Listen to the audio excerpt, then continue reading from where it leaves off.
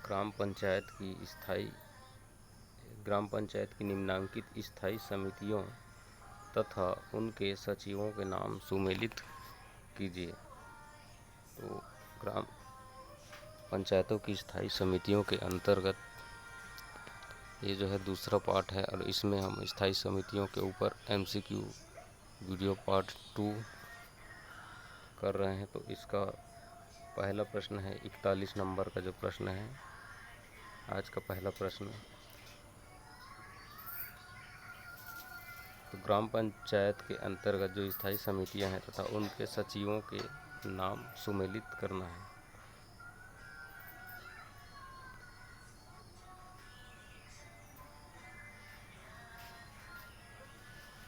सबसे पहला है सामान्य प्रशासन समिति। सामान्य प्रशासन समिति का जो सचिव होता है वो होता है सचिव ग्राम पंचायत। उसके बाद शिक्षा स्वास्थ्य एवं समाज कल्याण समिति। शिक्षा स्वास्थ्य एवं समाज कल्याण समिति, इसका कौन होता है? तो इसका होता है जो आपका ADO है, वही जो है शिक्षा स्वास्थ्य एवं समाज कल्याण समिति का सचिव होता है। ये हो जाएगा ऐसा। ग्रामीण विकास विभाग के सहायक विस्तार अधिकारी। कृषि पशुपालन एवं मत्स्य पालन समिति। कृषि पशुपालन एवं मत्स्य पालन समिति, इसका कौन होता है? तो ये कृषि में जुड़ जाएगा। कृषि विस्तार अधिकारी, सहायक चिकित्सा अधिकारी। राजस्व तथा वन समिति, इसके सचिव कौन होते हैं? तो इसके सचिव होते हैं पटवारी या फिर वन रक्षक। ये वाला पहला वाला। इस प्रकार इसे क्या करना है? मिलान करना है। अगला प्रश्न है जनपद पंचायत में किस समिति के जो सदस्य हैं वो निर्वाचित नहीं किए जाते? तो सामान्य प्रशासन समिति के जो सदस्य हैं वो निर्वाचित नहीं किए जाते, क्योंकि अन्य समितियों के जो सभापति होते हैं वो इसके क्या होते हैं? सदस्य होते हैं। इसलिए इसका क्या होगा? निर्वाचन नहीं होगा, निर्वाचित नहीं होंगे। ग्राम पंचायत की स्थायी समितियों के बैठक की सूचना कितने दिन पहले दी जानी चाहिए? तो ग्राम पंचायत में जो स्थायी समितियां हैं इनकी बैठक की जो पूर्व सूचना है वो 3 दिन पहले दी जानी चाहिए, 3 दिन पूर्व। सामान्य प्रशासन समिति के बारे में कौन सा कथन या विकल्प जो है वो सत्य है? अपने स्तर के प्रमुख इसके सभापति होते तो सही है। हर स्तर का जो प्रमुख होता है पंचायत स्तर पे वो इसके क्या होते हैं? सभापति बनते हैं। अपने स्तर के उप प्रमुख, तो ये उप प्रमुख लिख दिया है, यहीं पर गलत हो जाएगा। अपने स्तर के वरिष्ठ सदस्य, ये भी गलत है। वरिष्ठ, इनमें से कोई नहीं, ये तो गलत है ही, क्योंकि ये सही है। अपने स्तर के प्रमुख इसके क्या होते हैं? सभापति होते हैं। अगला प्रश्न है ग्राम पंचायत की स्थायी समितियों का प्रावधान छत्तीसगढ़ पंचायती राज अधिनियम के किस धारा में है? ग्राम पंचायत की स्थायी समितियों का प्रावधान, तो ग्राम पंचायत स्तर पे जो स्थायी समितियां होती हैं उसके प्रावधान कौन सी धारा में है? तो धारा 46 में बताया गया है। ग्राम पंचायत स्तर की स्थायी समितियों का अधिकतम कार्यकाल कितना होता है? तो इनका अधिकतम कार्यकाल होता है 5 वर्ष का।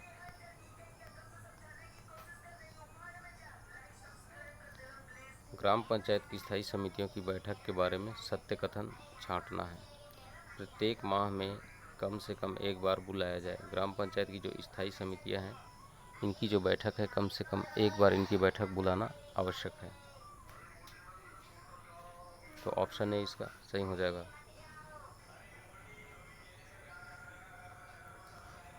गौठान समिति में अधिकतम सदस्यों की संख्या कितनी होती है? तो इसमें अधिकतम समितियों की संख्या होती है 6।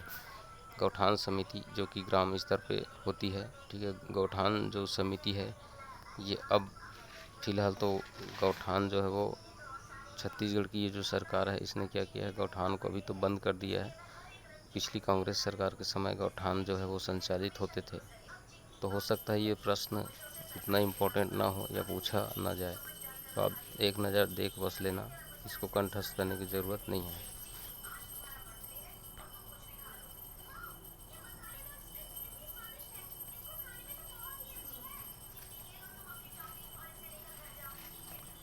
अगला प्रश्न है, ग्राम पंचायत के शिक्षा समिति के बारे में असत्य कथन छांटना है। ठीक है, उप सरपंच पदेन रूप से इसके सभापति होते हैं, ये तो सही है। इस समिति में एक महिला सदस्य, ये भी सही है। इस समिति के सभापति अपने पद से त्याग पत्र दे देते हैं, तो यही क्या हो जाएगा, गलत हो जाएगा। इस समिति का जो सदस्य होता है वो अपने पद से त्याग पत्र नहीं दे सकता, क्योंकि इस समिति का जो सभापति होता है वो, ठीक है, कोई अन्य समिति का उप सभापति होता है, वही इसके क्या होते हैं, जो उप प्रमुख होते हैं वही इसके क्या होते हैं, सभापति होते हैं। ठीक है, तो वो जब तक वहाँ पे है तब तक ये यहाँ का सभा, तो उप प्रमुख जो अपने पद पे है तब तक वो यहाँ का भी पदेन रूप से सभापति बना रहेगा, तो इसमें वो त्यागपत्र उसका नहीं हो पाएगा। वहाँ से त्यागपत्र देगा तभी यहाँ से इसका त्यागपत्र होगा।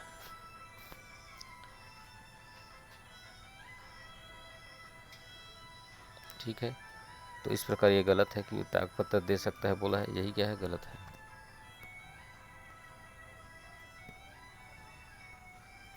शिक्षा, स्वास्थ्य एवं समाज कल्याण समिति के सभापति कौन होते हैं?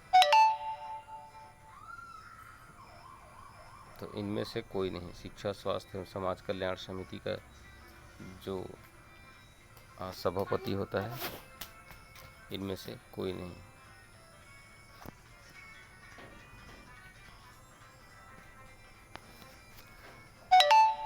गौठान समिति में न्यूनतम सदस्यों की संख्या, तो इसे भी आप ऐसे ही सरसरी तौर पे देख लेना, 8 सदस्य न्यूनतम और अधिकतम 13 सदस्य। ग्राम पंचायत की स्थायी समितियों के आधे से अधिक सदस्य लिखित तौर पर मांग करें तो कितने दिनों के भीतर सभापति को विशेष बैठक बुलाना होगा? किस स्तर पर? ग्राम पंचायत स्तर पर स्थायी समितियों के जो आधे से अधिक सदस्य हैं वो लिखित रूप में यदि मांग करते हैं कि विशेष बैठक बुलाना है स्थायी समितियों का, तो सभापति विशेष बैठक कितने दिनों में बुला सकता है? तो इसका उत्तर हो जाएगा 10 दिनों में। कितने दिनों में? 10 दिनों में बैठक बुलाई जाती है। ग्राम पंचायत के सामान्य प्रशासन समिति के बारे में विचार करना है। तो सामान्य प्रशासन समिति, तो इस समिति के सभापति जो है वो सरपंच होते हैं, तो बिल्कुल सही है। सरपंच यानी जो प्रमुख है वो इसका सभापति होगा। सभापति अपने पद से त्यागपत्र दे सकता है, तो बिल्कुल गलत है। त्यागपत्र नहीं दे सकता जब तक वो क्या है, प्रमुख है, तब तक वो इस समिति का भी क्या होगा, पदेन सभापति होगा। जब तक सरपंच का पद है तब तक वह पदेन रूप से सामान्य प्रशासन समिति का सभापति भी होगा, तो ये सही है। तो 1 और 3 सही है इसका, 1 और 3। सामान्य प्रशासन समिति के बारे में सत्य कथन बताना है। इनके द्वारा ग्राम पंचायत के प्रशासन की स्थापना और सेवा कार्य किया जाता है।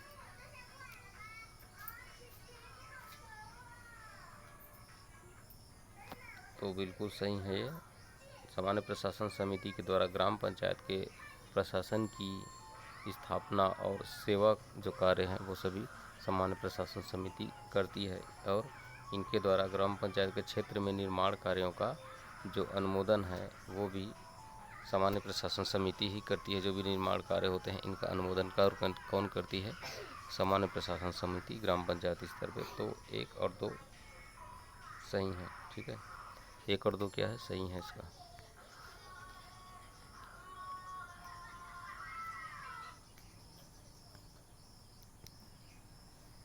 ग्राम पंचायत के प्रत्यक्ष निर्वाचित पंच अधिकतम कितने समितियों का सदस्य हो सकते हैं? ठीक है, तो ग्राम पंचायत स्तर पर जो प्रत्यक्ष निर्वाचित पंच होते हैं वो अधिकतम कितने समितियों का सदस्य हो सकते हैं? तो अधिकतम वो 2 समितियों का सदस्य हो सकते हैं।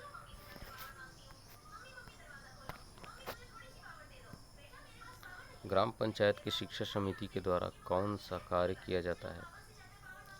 ठीक है, तो ग्राम पंचायत की जो शिक्षा समिति है वो ये सभी कार्य करती है। विद्यालयों का निरीक्षण करना अनौपचारिक जो शिक्षा है उसकी पदोन्नति, प्रौढ़ शिक्षा, ठीक है, तो इन सभी कामों को वो देखती है, करती है।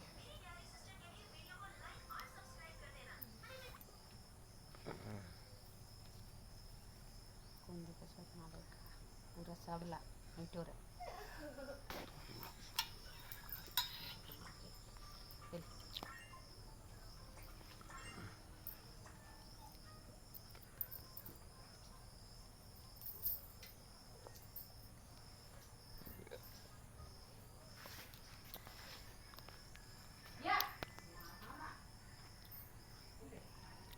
ठीक है, तो ग्राम पंचायत की जो शिक्षा समिति है इनके द्वारा कौन सा कार्य किया जाता है, तो ये विद्यालयों का क्या करते हैं, निरीक्षण करते हैं। अनौपचारिक शिक्षा पदोन्नति के इनके भी कार्य ये लोग करते हैं, और प्रौढ़ शिक्षा पर भी इनका ध्यान होता है, ये उन पर भी क्या करते हैं, ध्यान देते हैं। तो उपर्युक्त सभी इसका उत्तर हो जाएगा। अगला प्रश्न है, छत्तीसगढ़ पंचायती राज अधिनियम के अंतर्गत ग्राम पंचायत नियम 1994 में उप नियम के खंड अंगा में कौन से समिति के गठन का प्रावधान है।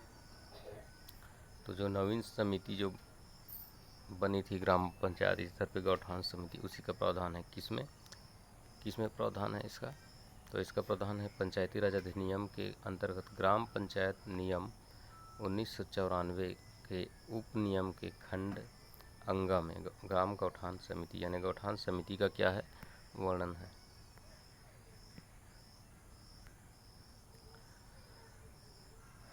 ग्राम स्तर पर शिक्षा, स्वास्थ्य एवं समाज कल्याण समिति, इसके बारे में विचार करना है। तो उप सरपंच इस समिति के पदेन रूप से सभापति होते हैं, क्योंकि ये शिक्षा शुरू में ही शिक्षा लिख दिया है, तो जो उप सरपंच है वो इसे क्या होंगे, पदेन सभापति होते हैं। और इस समिति में एक महिला सदस्य हो एवं एक SC/ST सदस्य का होना अनिवार्य है। तो इसका उत्तर जाएगा 2 और 3। 2 और 3 इसका सही हो जाएगा।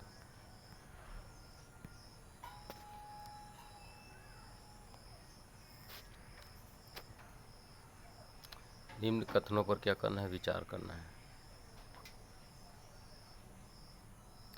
एक विधायक जो जनपद पंचायत के पदेन सदस्य होते हैं, जनपद पंचायत के सभी समितियों के पदेन रूप से सदस्य होते हैं, तो बिल्कुल सही है।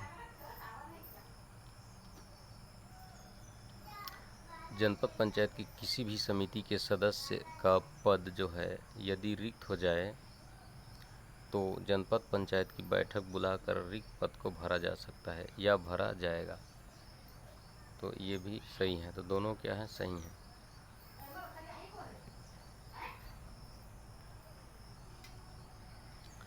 निम्न कथनों पर विचार करना है। विधायक जो जनपद पंचायत के पदेन सदस्य हैं। अच्छा, ये प्रश्न हो गया। अगला प्रश्न में देखते हैं।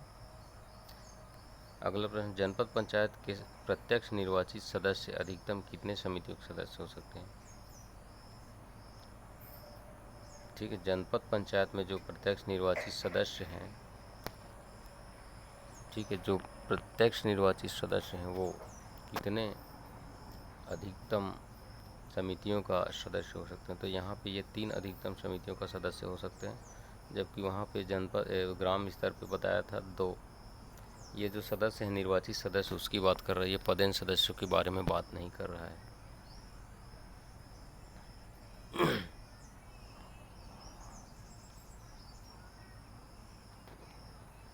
निम्न कथनों पर विचार करें। गौठान समिति की पहली बैठक धान रोपाई के पूर्व की जाती है।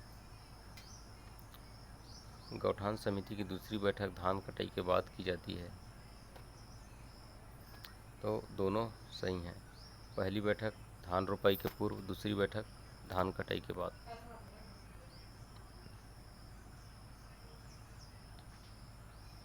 गौठान समिति में कितने प्रतिशत महिला सदस्यों का होना अनिवार्य है। 33%। ग्राम पंचायत का सरपंच संबंधित ग्राम की गौठान समिति का पदेन क्या होता है, सदस्य होता है। ठीक है, तो जो सरपंच होता है वो जो गौठान समिति होती है उसका पदेन रूप से क्या होता है, सदस्य होता है। जनपद पंचायत की स्थायी समितियों की बैठक कब बुलाया जाता है? स्थायी समितियों की बैठक कब बुलाया जाता है? वर्ष में एक बार, 6 वर्ष में कम से कम एक बार, 3 माह में कम से कम एक बार, इनमें से कोई नहीं। तो ये सभी क्या हैं? गलत हैं।